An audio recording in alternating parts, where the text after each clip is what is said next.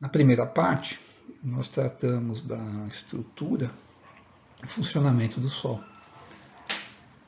Agora a gente vai tratar do vento solar e da aurora. Então, na primeira parte, a gente mostrou que o funcionamento do Sol, de uma maneira bem simplista, a matéria está sendo compactada. Essa compactação só é possível conforme vai havendo dissipação de energia. Então, o Sol precisa se livrar de energia para poder ir compactando a matéria. A pergunta que fica é: mas o Sol emana apenas energia ou também matéria? É só luz que sai do Sol ou também saem coisas, saem objetos, saem átomos, alguma coisa do gênero, partículas, enfim. Afinal, é uma superfície bem turbulenta, né?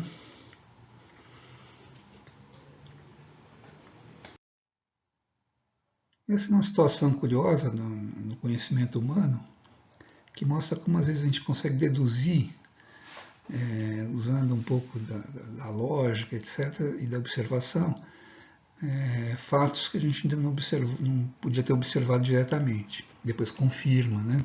Mais adiante consegue confirmar. A observação dos cometas é muito antiga. A primeira coisa que precisa ser dita é que um cometa não é um fenômeno que ocorre ou que acontece na atmosfera da Terra. Os cometas normalmente estão bem longe da Terra. Né? Não tão longe quanto as estrelas. Estão dentro do sistema solar, digamos assim, nas proximidades, mas não estão na atmosfera da Terra. O fenômeno que às vezes as pessoas confundem são os meteoritos, né? Material sólido, às vezes, enfim, de origens diversas, mas que acaba caindo na Terra. Esses meteoritos acabam deixando um rastro luminoso, mas eles têm uma duração muito efêmera, né? Coisa às vezes de segundos. Na escala de segundos que a gente conta a duração do fenômeno. E é um aquecimento produzido conforme o material vai acelerando por força da gravidade e acaba com o atrito esquentando, digamos assim, e ele emite luz, porque ficou muito quente. Às vezes até vai oxidando, até desaparece na atmosfera. Então os meteoritos não têm nada a ver com os cometas. O que a gente está aqui nessa figura e vai tratar é dos cometas. Os cometas, então, não acontecem na atmosfera da Terra. Eles estão em algum outro lugar, nas proximidades assim, do Sol, digamos assim, mas não é um fenômeno que está acontecendo na Terra. A gente está observando da Terra o cometa. Uma coisa que a gente consegue observar em todos os cometas é que quando eles estão longe do Sol, eles não deixam rastro. O rastro, ou a cauda do cometa, isso aqui, vai sendo produzido e vai ficando cada vez mais visível, cada vez mais presente, quanto mais perto o núcleo do cometa tiver do Sol. A interpretação que se faz é que, então, essa cauda que o cometa produz é matéria, ou material do próprio cometa, que está se desprendendo, ou soltando, ou sendo deixado no caminho por ação do Sol. Em grande parte, hoje a gente sabe que muitos cometas são, na verdade, blocos de gelo, né? Em grande parte gelo. Então, conforme vai chegando perto do Sol, o aquecimento então vai liberando uma parte da matéria superficial do cometa. Agora, o que é interessante é que se você observar aqui nessa figura, escolher ela de propósito, ainda que o Sol não esteja na imagem, a gente consegue inferir onde é que ele está. E ele está um pouco aqui no horizonte, um pouco abaixo do horizonte, mais ou menos nessa posição aqui. Ó. Se você parar para pensar, percebe claramente que a cauda do cometa ela não está no sentido do movimento. Então, esse cometa aqui está se movimentando assim, ó. Nessa trajetória aqui, mais ou menos. E a cauda do cometa nunca está no sentido da trajetória, como se fosse um escapamento de um carro que estivesse andando e deixando a fumaça para trás. Não é assim. Desde há muito tempo, as pessoas perceberam que a cauda do cometa sempre tinha uma orientação e que nessa imagem aparece muito bem.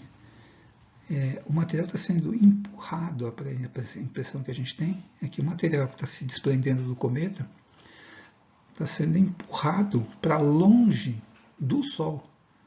É como se a partir do Sol tivesse saindo, entre aspas, né? Como se tivesse um vento que sai do Sol e que empurra a cauda do cometa para longe, vai afastando, né, na direção contrária em que está o Sol, né, como se fosse varrendo a cauda do cometa para fora, né, em direção ao exterior do sistema solar.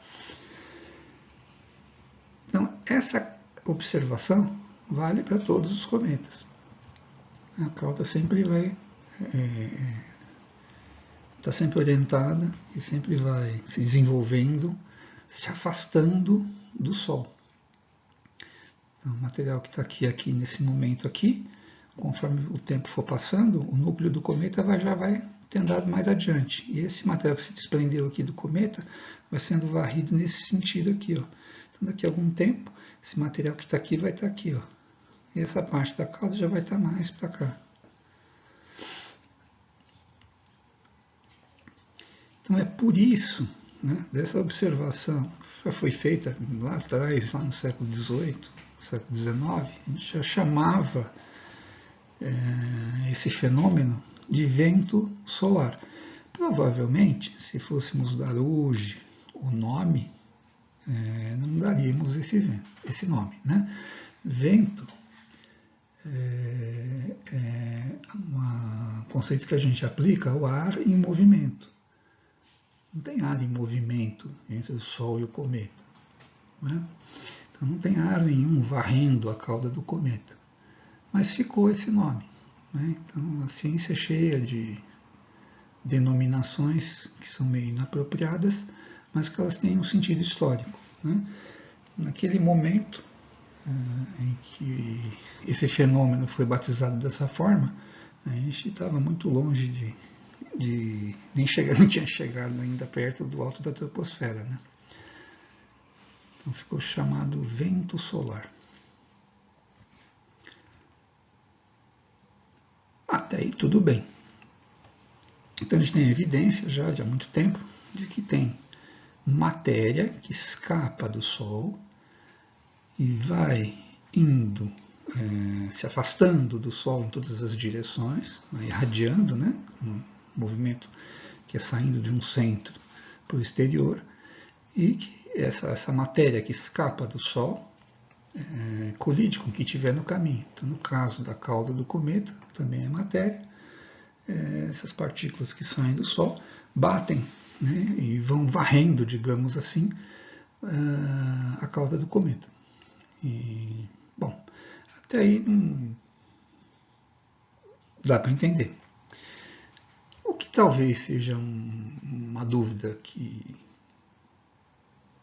tenha arrastado em todo o século XIX, pelo menos, era de por que a gente não conseguia ver ou perceber o vento solar aqui na superfície da Terra.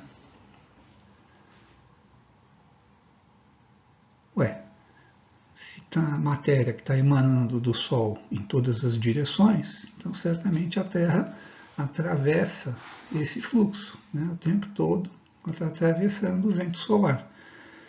Por que a gente tem dificuldade de perceber essa chuva, né, essas partículas chegando aqui na superfície da Terra? Então, isso foi também alvo de uma certa discussão, digamos assim.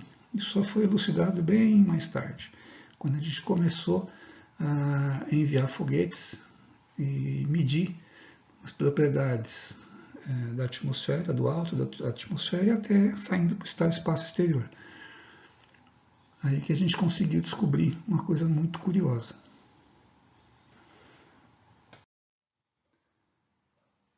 Então, nessa observação dos arredores da Terra, no alto da troposfera e além das camadas superiores da atmosfera, levaram a descoberta ou a observação de coisas que a gente não sabia ou não podia imaginar. Então teve um sujeito que publicou um trabalho que tinha essa figura no trabalho dele.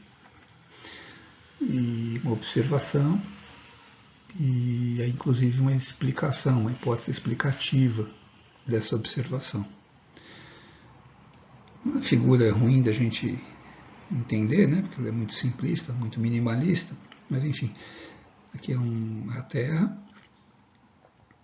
e aqui tinha essas duas regiões aqui. Qual que era a observação? É que você mandava um foguete, uma sonda, e que ia bem além da atmosfera, que a atmosfera é uma película aqui na superfície, né? Um pouquinho de nada de ar aqui pertinho da Terra. Mas conforme você vai se afastando, o que começaram a perceber é que havia uma região, e depois mais adiante uma outra região, em que há uma nuvem, digamos assim, uma quantidade enorme, uma densidade enorme de partículas de matéria que estão orbitando a Terra. Então, essa figura é ruim, a gente tem essa daqui que é um pouco, ou muito mais didática, né? Então aqui tem um esforço de representar em 3 dimensões, com profundidade, para a gente entender a forma. São como se a Terra tivesse 2 grandes anéis. A Terra está circundada por 2 grandes anéis. Hoje, a gente chama esses anéis pelo nome desse sujeito aí que publicou essa figura. São os anéis de Van Allen. Não confundir com Van Halen, que é um grupo de rock, né? Mas o Van Allen publicou, então, essa reconstrução aqui, né, de que a Terra tem 2 anéis de matéria, de partículas, orbitando a Terra, dando a volta na Terra. Então, tem 2 regiões bem densas, as partículas estão dando a volta assim na Terra. Lembra um pouco a ideia dos anéis de Saturno, mas lá não são partículas tão miudinhas, né? Então a Terra tem esses 2 anéis orbitando ela. Mas o que o Van Allen também não pôde deixar de perceber ou de observar é que havia uma digamos assim, coincidência ou um encaixe muito interessante, muito coerente entre a posição em que aparece, né, a maneira como esses 2 anéis estão configurados no espaço e a forma do campo magnético da Terra.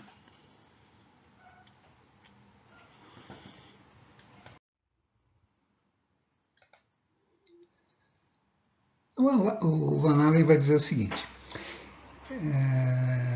o vento solar é composto em grande parte por partículas que têm carga. Então vamos supor um próton em alta velocidade ou um pedaço de um núcleo qualquer de outro átomo, enfim, partículas que têm carga. O que acontece é que quando vai chegando perto da Terra, a Terra tem um campo magnético. E esse campo magnético acaba torcendo ou mudando a trajetória das partículas do vento solar. Se não houvesse campo magnético, uma partícula poderia vir assim simplesmente em linha reta e colidir com a Terra, primeiro com a atmosfera, né? Mas o que acaba acontecendo é que uma parte muito grande dessas partículas acaba sendo desviada, digamos assim, e a trajetória, em vez de ir em linha reta, é curva. Então você vai encontrar figuras como essa daqui, ou como essa daqui, mas todas elas com diferentes cores, enfoques, ou ênfases, etc., vão tratar da mesma questão, de que as partículas do vento solar, quando são interceptadas pela Terra, têm a sua trajetória defletida, desviada, alterada pela presença do campo magnético. Então, elas têm dificuldade de vir em linha reta, né, em colidir com a Terra diretamente. Uma parte delas acaba se ficando aprisionada temporariamente e orbitando a Terra, dando a volta, presa dentro do campo magnético. Uma coisa lá do ensino médio, para quem teve eletromagnetismo no ensino médio, deve lembrar, talvez lembre, a história da regra da mão direita. Quando você tem uma carga em movimento, ela gera um campo magnético em torno da trajetória.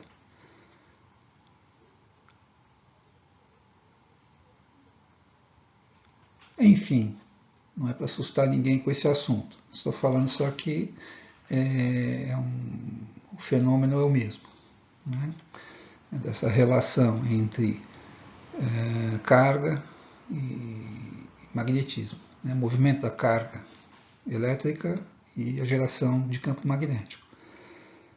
E o inverso também ocorre, né? Quer dizer, quando você tem um campo magnético, a carga, a trajetória da carga é alterada pela presença do campo magnético.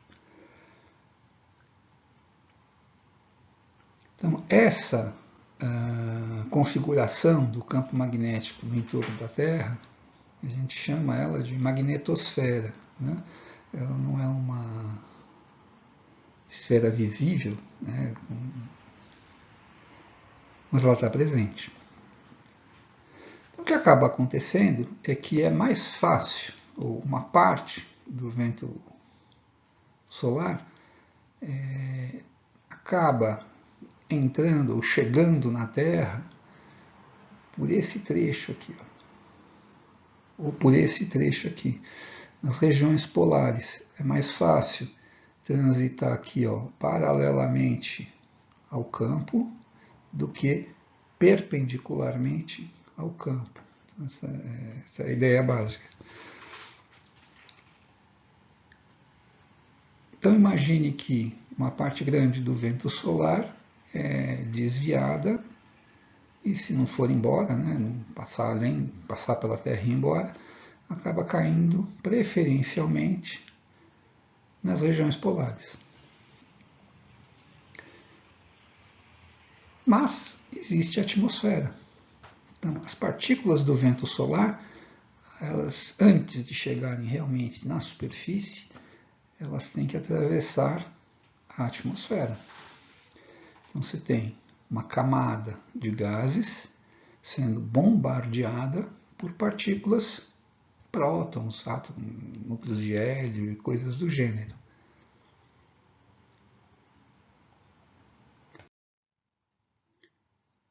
Quando as partículas do vento solar, então, vão colidindo com os gases da atmosfera, há uma tendência a produzir luz. E quem vive nas regiões em que isso é comum, jura que, inclusive, o fenômeno tem um ruído, um chiado, um barulhinho que vem do céu. Esse fenômeno é chamado de aurora. Você já deve ter ouvido falar aurora boreal. Pois bem, essa que estamos vendo aqui é, de fato, uma aurora boreal. Por que isso acontece? Por que a gente dá esse nome? Não é? Porque, em geral, a observação da aurora acontece no hemisfério norte. Porque nas latitudes em que ela ocorre, no hemisfério norte, há pessoas habitando. Então, vamos supor, na Escandinávia, enfim, no norte da Ásia, no norte do continente americano, enfim. No hemisfério sul, o mesmo não ocorre. Né? Não há gente morando permanentemente, pelo menos historicamente, bastante gente morando na Antártida. Então a gente acabou achando, dando o nome de aurora boreal, porque acontecia indo em direção ao polo, né? Mas isso também acontece no hemisfério sul. Então, no caso do hemisfério sul, a gente deveria chamar de aurora austral, né? Enfim, eu pessoalmente nunca vi esse fenômeno, uma coisa que eu gostaria muito. Para nós todos não é comum, isso não acontece nas latitudes mais baixas. Então, no Brasil, a gente nunca vai ver aurora. Mas o que eu sugiro fortemente é que você dê uma procurada aí no YouTube ou em outros lugares.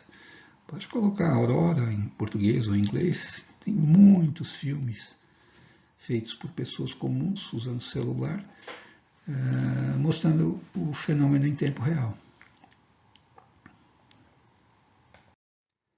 Certamente uma fotografia não consegue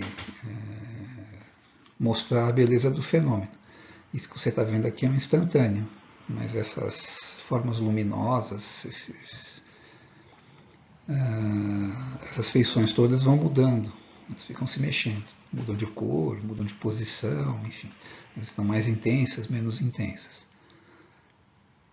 De uma certa forma a gente pode dizer assim, tem um lado da beleza do fenômeno, mas tem também a certeza de que a Terra está protegida do vento solar. Na região de baixas latitudes, onde está o grosso da vida, o vento solar praticamente não chega na superfície da Terra, ele é filtrado, ele é barrado, primeiro pelo campo magnético, e as partículas que chegam na superfície da Terra, chegam na Terra, acabam sendo barradas em grande parte pela atmosfera na região polar. Então, está sendo protegido, digamos assim, do vento solar pela atmosfera e pela magnetosfera.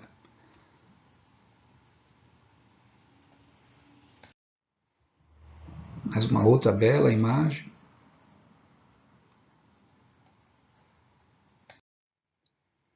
Aqui a gente tem a aurora registrada de um outro ponto de vista.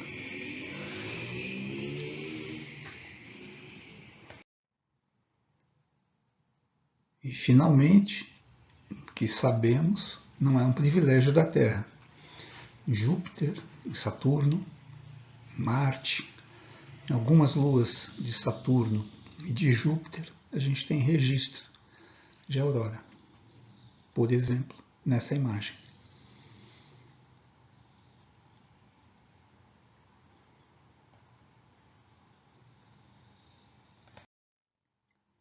Então, a gente poderia pensar que estamos bem protegidos dessas partículas que venham do vento solar, oriundas do Sol. No entanto, o que a gente percebe é que essas partículas, apesar de parecerem muito rápidas, elas são lentas em relação a outras partículas que não vêm do Sol.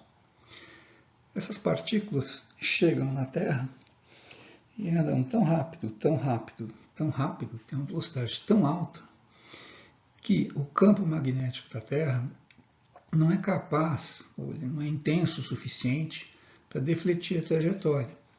Essas partículas chegam na Terra e atravessam a atmosfera. Elas não são defletidas pelo campo magnético.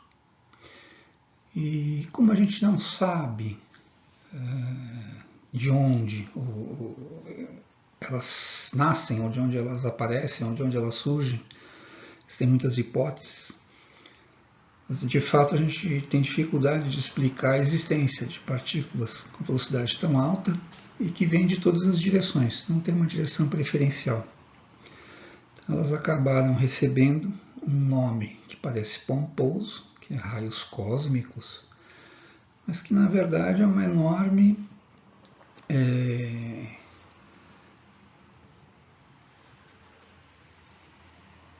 admissão de ignorância.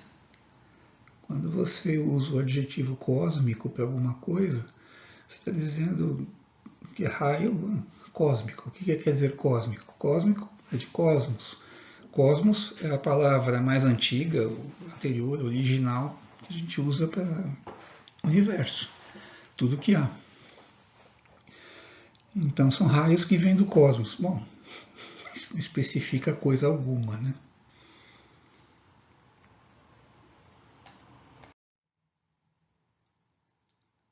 Essa figura é para ajudar a gente a explicar didaticamente o que acontece. Isso não é uma fotografia, nem uma observação, é só um desenho. Imagine uma partícula animada, de uma velocidade muito alta, com frações comparáveis assim à velocidade da luz,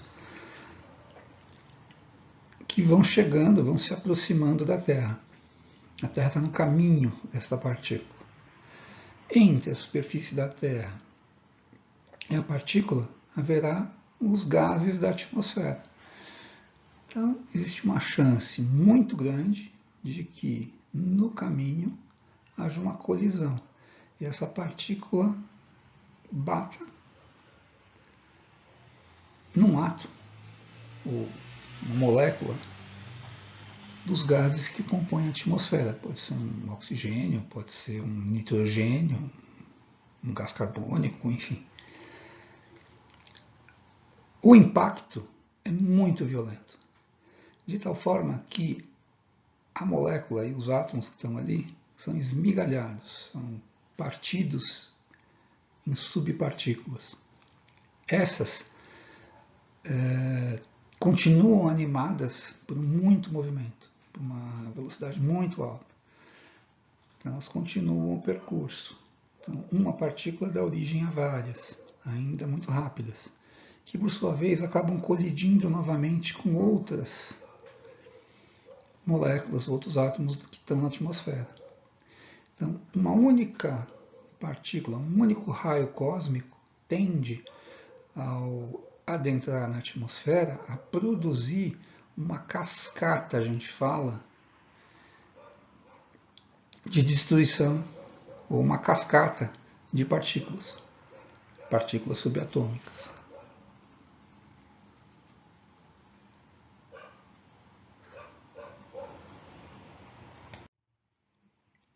Aqui a gente tem o registro de uma cascata dessas.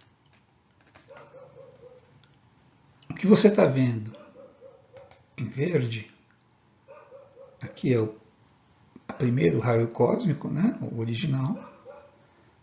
Teve uma colisão aqui nesse ponto e originou sobre outras partículas.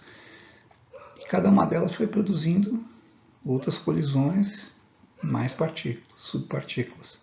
De tal forma que esse chuveiro de partículas veio em direção à superfície. A parte grande dessas partículas até chegou lá embaixo. Essa imagem que está aqui foi colocada depois, para a gente ter uma ideia aqui da escala, né? A abrangência disso daqui. Um único raio cósmico produziu um chuveiro de partículas, muitas delas chegando na superfície. Bom, qual que é o problema? O problema é que eu, você, também somos compostos por átomos. Então, nada impede que você está aqui calmo e sossegado assistindo esse vídeo e que algumas partículas, sei lá, alguns prótons ou nêutrons, sabe lá Deus o que, atingem o seu corpo, inclusive destruam um átomo seu. Pode ser que esteja acontecendo nesse momento. De fato está. Não precisa ficar tão assustado também.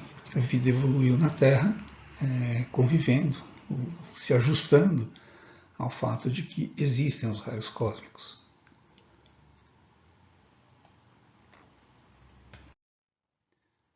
Então, novamente, é uma figura que é só uma ilustração didática, não é uma fotografia, nem coisa do gênero. Um modelo para a gente pensar é o seguinte, de que Continuamente, a superfície da Terra, ou a atmosfera, é bombardeada por partículas que vêm de todas as direções. A gente não sabe bem de onde é que elas vêm, mas só sabe que são muito rápidas. E a cada partícula dessa que entra na atmosfera tem uma chance muito grande de produzir uma cascata de partículas. Fazendo como? Destruindo átomos, né? Nessas colisões, os pedacinhos dos átomos tendem a vir em direção à superfície. Isso vai consumindo aquela energia inicial da velocidade tão alta que a partícula tem, o raio cósmico. Então, continuamente, a gente tem raios cósmicos atingindo a Terra, em todas as direções e em todos os lugares. Não há nenhuma preferência.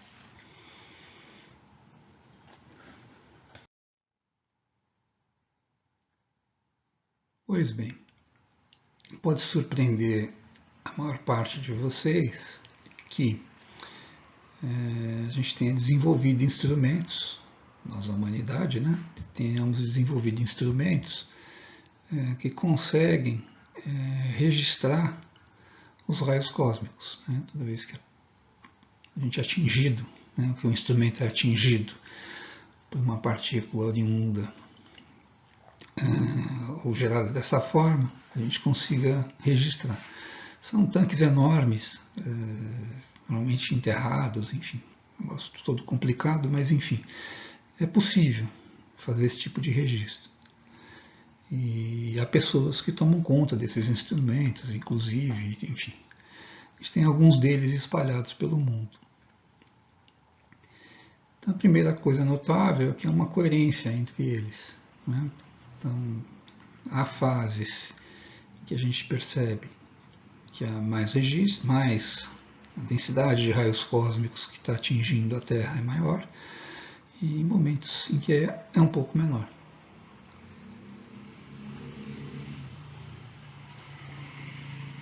Se você olhar a escala da horizontal,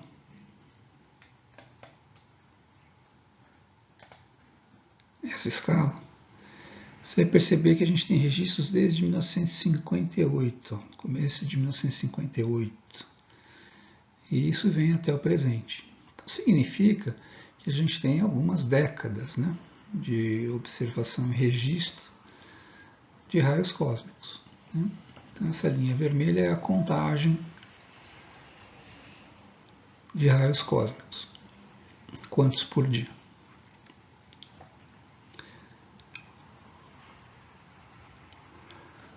Então veja aqui uma fase que aparentemente tem um pouco menos. Um outro período aqui em que mais raios cósmicos estão atingindo a superfície da Terra. Aqui menos, mais, aqui um pouco menos, mais, menos, mais, menos, mais. Puxa vida! A figura termina em 2010, mas você, como um excelente previsor do futuro, já deve estar imaginando que essa curva deve fazer assim agora, né, no período mais recente. Em azul, a gente tem um outro registro que a gente já conhece.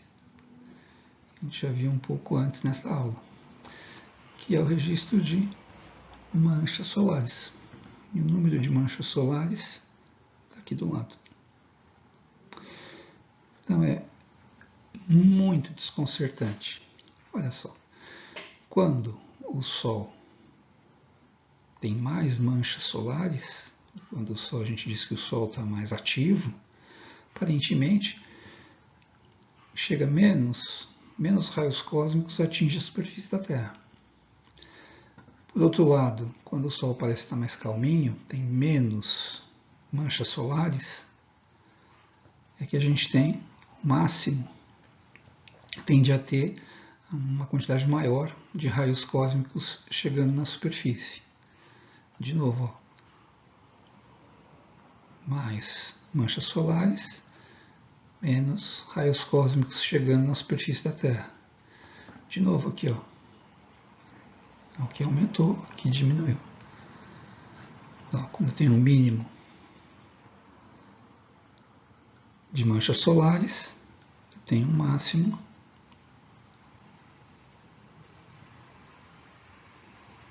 de raios cósmicos. Pois bem, como é que a gente consegue explicar isso? Os raios cósmicos não são oriundos de fora do sistema solar, não tem nada a ver com o Sol. As manchas solares, sim, são um processo próprio do Sol. Então, a gente vai explicar isso. Pois bem, quando o Sol está mais ativo, quando ele está com mais manchas solares, a superfície do Sol emana mais partículas. A superfície do Sol está mais agitada, mais turbulenta. Então o Sol tende a emitir mais partículas quando a gente tem mais manchas solares. Significa que nesse período aqui o vento solar é mais intenso, mais denso. E aqui o vento solar é mais tênue. Então, se eu quiser saber em que anos que é bom ou que é mais fácil de observar a aurora nos polos, certamente, né, a chance é mais fácil observar nesse período aqui, que o vento solar é mais intenso. Nesses anos aqui, se quiser, vamos supor, criar uma agência de turismo para levar as pessoas para ver a aurora, né? O seu negócio vai ter problemas nessa época aqui, ó, durante esses anos. E aqui assim vai ser mais bem sucedido, porque o vento solar está mais intenso. O que acontece? Quando o vento solar está mais intenso, todo o espaço entre o Sol e todos os planetas do Sistema Solar vai sendo preenchido por uma densidade de partículas que emanaram do Sol um pouco maior. A gente tem mais partículas oriundas do Sol no meio do caminho dos raios cósmicos. Então, não é que vem menos raios cósmicos, é que antes de chegar na Terra, eles foram filtrados pelo vento solar. O vento solar serviu de escudo, digamos assim, para uma parte dos raios cósmicos quando o Sol está mais ativo. Quando o Sol fica mais calmo e o vento solar fica menos denso, é como se todo o espaço interior do sistema solar ficasse um pouco mais transparente, um pouco mais fácil de atravessar. E aí então os raios cósmicos atravessam com mais facilidade para chegar aqui na Terra. Por isso que a relação é inversa, a gente fala. Quando um aumenta, o outro diminui, né?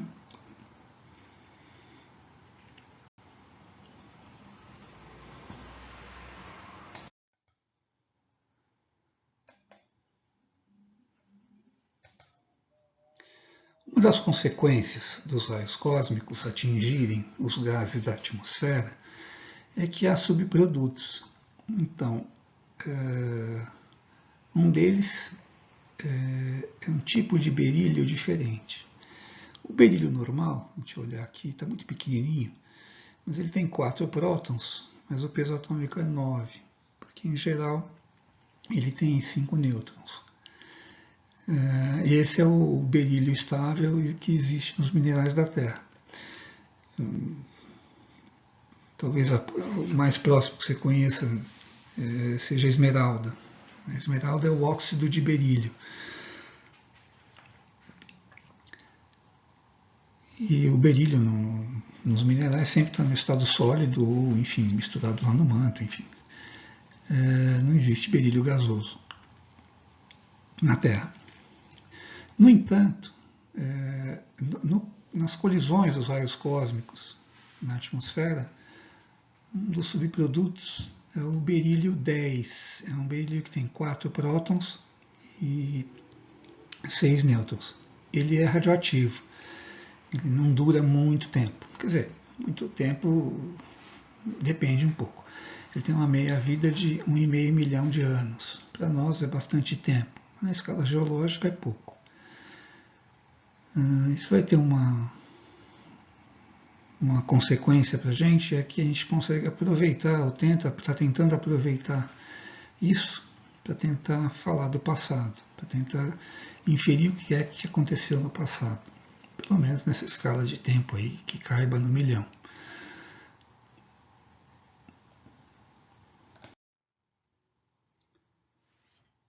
Como a gente tinha visto anteriormente, quando o Sol está mais ativo, ele tem mais manchas solares, é o indicador para a gente disso. Quando o Sol está mais ativo, menos raios cósmicos atingem a superfície da Terra, a atmosfera da Terra. E quando o Sol está menos ativo, mais raios cósmicos chegam na Terra. Então a gente deve esperar que a produção de berílio na atmosfera também vá variando ao longo do tempo, de acordo com a intensidade dos raios cósmicos que estão chegando na Terra. Qual que é a sacada? A sacada é o seguinte, é que o berílio ele não é gás. Então, apesar de formar um átomo de berílio no ar, ele acaba sendo capturado, digamos assim, dissolvido nas gotas de água, de chuva ou de neve, enfim, e vem para a superfície da Terra. Então, o berílio vai precipitando, né? Ele não fica na atmosfera. Então, conforme ele vai se formando, ele vem vindo e vai sendo depositado na superfície. Então, se eu tiver um local em que eu estou tendo a formação de um monte de estratos sedimentares, né, uma sucessão de camadas de sedimentação, se aquilo não tiver sido perturbado e eu tiver bastante paciência, eu consigo tirar amostras dessas camadinhas e contando, digamos assim, quantificando o que eu tenho lá de berílio 10. Esse berílio 10 é diferente do berílio natural da Terra, o berílio 9. Então a gente sabe, se for berílio 10, que ele só pode ter sido oriundo da atmosfera e ele não está aqui desde a origem dos tempos, porque ele só dura 1 milhão e pouco de anos, né? 1,5 milhão, um pouco mais do que isso. Essa é a meia vida dele. Então a gente sabe, quando está contando o berílio 10, que está contando um berílio que foi formado na atmosfera recentemente. E a sucessão de camadas no sedimento vai me dar a sequência, né? Me dá a ordem. Então, se forem camadas anuais, por exemplo, que é muito comum em estado sedimentar, a gente consegue ir reconstruindo em direção ao passado qual era a concentração na época em que o sedimento foi acontecendo. Então, nesta figura, a gente tem duas escalas.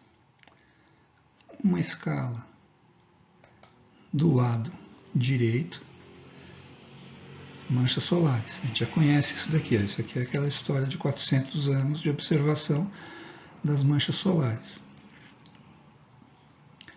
Aqui em cima, em azul, que nós temos uma outra escala que é a concentração de berílio. Só que se você observar, o berílio está ao contrário, está vendo? Então, aqui é menos, aqui é mais. Então, quando desce, significa o quê? A linha desceu aqui no diagrama, que eu tenho uma concentração maior de berílio nos sedimentos. Quando a curva sobe aqui no gráfico, significa que eu tenho menos berílio nos sedimentos. Como é que eu interpreto? Eu interpreto que aqui, onde eu tenho menos berílio, é porque menos raios cósmicos estavam chegando na Terra. O que a gente infere? A gente faz a inferência de que aqui o Sol estava um pouco mais ativo. Quando aumenta aqui a quantidade de berílio, é porque o Sol estava mais calmo, mais tranquilo. Então, por exemplo, aqui no mínimo de Maunder, que a gente já comentou antes, é que a gente tem aqui um extremo. Concentração discrepante aqui, bastante berílio em relação ao resto do tempo. Então, esse exemplo aqui é uma reconstrução, consegue voltar, né? Uma sucessão aqui de sedimentos que conseguiu servir para atrasar ou para voltar no tempo mais algumas centenas de anos. Esse é o esforço. Será que é possível reconstruir a história, né, da atividade solar a partir de algum outro indicador, de algum outro tipo de registro que tenha ficado, pelo menos no registro geológico, sedimentar, de alguma maneira tentar voltar no tempo. Por quê? Porque a gente, infelizmente, não vai ter o registro das manchas solares para cá. Então, esse é um tipo de trabalho que está em andamento, né? A gente tem muita dificuldade de reconstruir o passado da atividade solar. Mas até agora, a gente tratou das manchas solares, né? Será que realmente, quando o Sol tem mais manchas solares, a intensidade ou a quantidade de energia, o fluxo de energia fica também mais intenso? Ou seja, a gente recebe mais energia do Sol quando ele está um pouco mais ativo, quando ele tem mais manchas? Ou a gente recebe menos energia quando o Sol está mais calmo? Para isso, a gente precisaria ter um outro tipo de registro, que é registrar de fato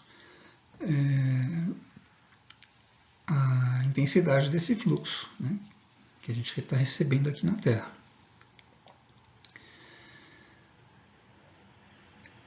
Os instrumentos para fazer esse tipo de observação, eles têm que ficar preferencialmente em órbita, né, tem que estar além da atmosfera.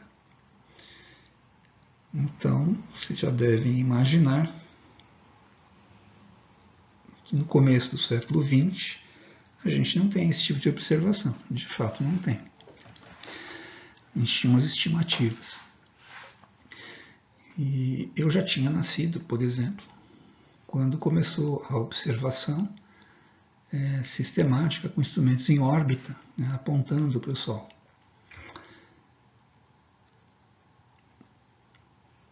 Então, esse diagrama que a gente tem aqui, esse gráfico, ele tem uma escala na horizontal, que começa aqui, ó, já no final da década de 70, e vem vindo em direção ao presente. Poderia ter atualizado aqui mais alguns anos, não vai mudar muito aqui o ponto que eu quero discutir. Então a gente tem, do final dos anos 70 até o presente, observações que são impossíveis de serem comparadas com as estimativas anteriores, as coisas do passado. São instrumentos muito bons, muito precisos, colocados em órbita, apontando para o Sol. E uma das coisas que precisa fazer é descontar o efeito, ou compensar o efeito de que, a gente vai ver isso mais para frente em outras aulas, mas a distância entre a Terra e o Sol não é constante, né? Ela vai variando ao longo do ano. Então essa compensação já foi feita aqui, né, nesse gráfico. Então quando a gente vê aqui essa linha rosada, são esses valores que vão sendo medidos ao longo do tempo. Professor, a gente tem um instrumento em órbita desde os anos 70 até o presente? Não, não é o mesmo instrumento.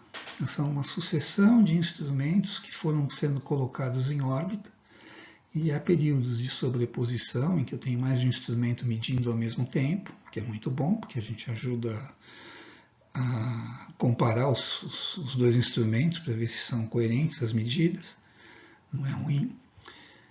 Então aqui já é uma soma de medidas, né? Uma composição do que foi medido com muitos instrumentos que foram sendo colocados em órbita ao longo dessas décadas, né? Dificilmente você consegue mais do que alguns anos o instrumento em órbita, né? Todo esse período aqui a gente não consegue, não tem como. O satélite não fica tanto tempo numa órbita estável em torno da Terra. Esta linha em vermelho é uma média móvel. Você vai pegando um trecho aqui, um certo número de medidas, faz a média entre elas, para ir fazendo o quê? A gente chama de alisar, né? Para alisar essas variações de curto período aqui, muito curtas no tempo, para ver se a gente vê uma tendência mais geral. Então, a gente vê que essas últimas décadas houve sim, ó, períodos aqui em que o Sol parece estar em média um pouco mais, a radiação que vem do Sol, né, um pouquinho mais intensa, e aqui um pouquinho menos intensa. Ó. Aqui a Terra está recebendo mais energia, aqui menos. Aqui mais, menos. A gente consegue extrapolar aqui, e você está fazendo aí a sua previsão, e eu digo para você que ela está correta, é isso mesmo. Tá? Aqui embaixo, o que nós temos? Aqui então era a escala, a gente já vai voltar aqui, mas enfim, a escala desse gráfico, dessa parte do gráfico. Aqui desse lado, à direita, a gente tem a escala, já está até cansado, né? Aqui, ó. Contagem de número de manchas solares. Então, aqui em azul, contagem bem precisa, né? Dia a dia, das manchas solares. Para alisar a curva, né? A mesma coisa, uma média móvel aqui, uma média de vários valores.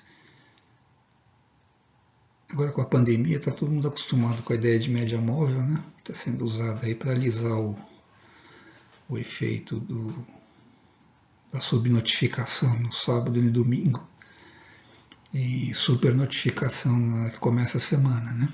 Então, para diminuir esse efeito, que não tem nada a ver com a pandemia diretamente, a gente usa a média móvel, né? Então, todo mundo acostumado agora com isso. Mas a média móvel foi inventada faz mais tempo, né? Não foi com a pandemia. Olha lá. Então, aqui eu tenho um período, alguns anos aqui, em que o Sol tem mais manchas solares, aqui o Sol está mais calmo, né? Tem menos manchas solares, aqui mais, menos, mais. O que a gente percebe então é que existe uma enorme coerência, né? Quando o Sol está mais ativo do ponto de vista da observação de manchas solares, de fato a Terra está recebendo um pouquinho mais de energia, um pouco mais de energia do que quando o Sol está mais calmo aqui, ó. Aqui, ó. Menos energia, aqui o Sol está mais calmo, né? Então, quando a gente fala que o Sol está mais ativo e menos ativo, não é só do ponto de vista das manchas solares. Isso é verdadeiro também em termos da energia que chega aqui na superfície, chega na Terra. Agora vamos pensar o seguinte, não acabou a conversa, né? Vamos olhar aqui do lado. Aqui eu tenho uma escala. E apesar de estar pequenininho, aqui está em watts por metro quadrado, né? Então é joules por segundo por metro quadrado. Então, a linha vermelha aqui, ó, nesse trecho, tem alguma coisa da ordem de 1366,5 watts por metro quadrado, ou joules por segundo por metro quadrado. Agora, se eu olhar aqui, percebo que a curva dessa média, ela vai desse valor, mais ou menos, né? Aqui de novo, mais ou menos aqui de novo. E o mínimo, por aqui, ó. E pode inferir que tá, muito provavelmente, de novo aqui, ó, o mínimo vai estar por aqui também, ó, nesses valores. A gente olha aqui na escala, olha só, é 1365,5, 1366,5. Do que a gente está tratando aqui? Do que a gente está falando? A gente está tratando de 1 watt por metro quadrado é o intervalo de variação dessa intensidade da energia do Sol que está chegando aqui na Terra ao longo do ciclo das manchas solares. Então, nesses 10, 12 anos, né, de um ciclo para o outro, tem uma variação da ordem de 1 watt por metro quadrado. E a pergunta é, mas será que 1 watt por metro quadrado é muito ou pouco? Essa variação é grande ou é pequena? pensar em termos da proporção, é rápido de a gente deduzir que é menos de 1 milésimo. É menos que 1 milésimo entre o máximo e o mínimo. Não é? A pergunta é se, quando você mede alguma coisa e você está observando, né, variações da ordem, né, do milésimo, né, menos que 1 milésimo, se isso é tão importante assim. E o que eu diria para vocês é o seguinte, é que na prática, as observações que fazemos na Terra, de chuva, vento, temperatura, umidade, pressão, etc., todas essas medidas a gente tem feito historicamente com instrumentos de medida que são muito mais grosseiros do que isso. Nenhum deles é tão sensível e consegue perceber essas pequeníssimas variações com tanta precisão. A gente está usando instrumentos muito grosseiros em relação à precisão com que a gente está medindo a intensidade da energia que está chegando na Terra. Né? No final das contas, eu diria o seguinte para vocês, que na escala de vida de um ser humano, e eu diria para vocês, eu nasci um pouco antes aqui do começo do diagrama, eu era criança quando começou isso aqui, até hoje, então esse meio século aqui, é a escala que a gente estava falando, né? A escala da disciplina, a escala da vida humana. A gente consegue perceber uma variação que o Sol tem ciclos.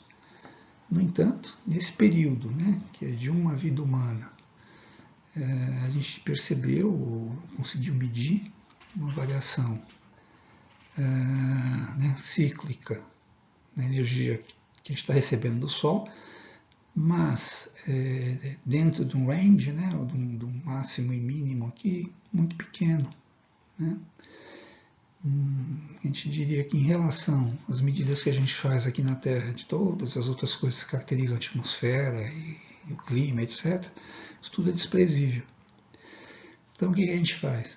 A gente vai tomar uma liberdade de fazer uma média disso daqui e dizer que, para fins práticos, quando eu estou estudando a atmosfera da Terra, os processos na Terra, se eu disser que o Sol emite, o Sol fornece para a gente essa constante aqui, ó, 1.366 watts por metro quadrado, ou uma outra constante qualquer, é bastante razoável. É uma aproximação muito realista.